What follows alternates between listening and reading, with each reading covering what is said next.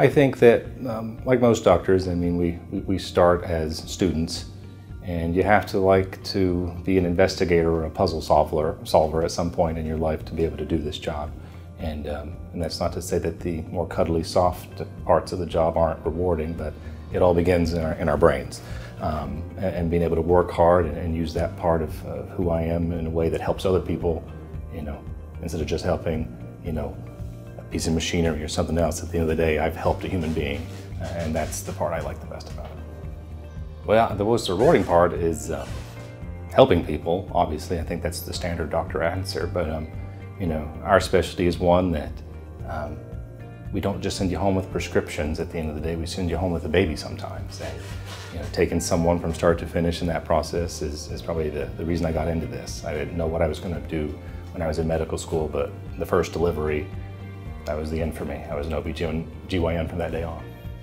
I hope that patients would say that I'm thorough, and I think every doctor has that quality, but I think occasionally I take a little extra time and hopefully don't waste the patient's time with a longer visit, making sure that we get as much done in one visit as possible.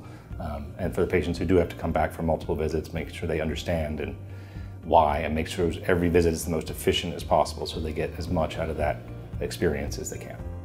So, I mean, I'm lucky in our practice that all four of us have a very similar outlook and style on how we take care of people, and you know, the confidence level between the group of us when we do share patients, like during a pregnancy, is high.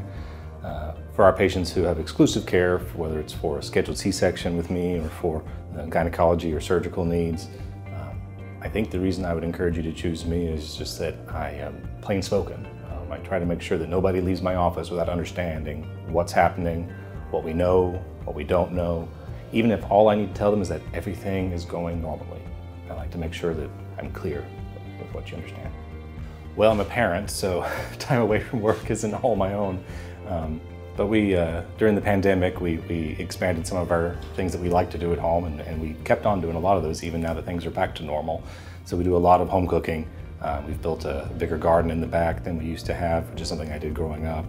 And so the amount of things we have to buy at the store is getting less and less. And so we spend a lot of time on that, and we're now starting to get where our son's at an age where travel is going to be on our agenda the next few years. So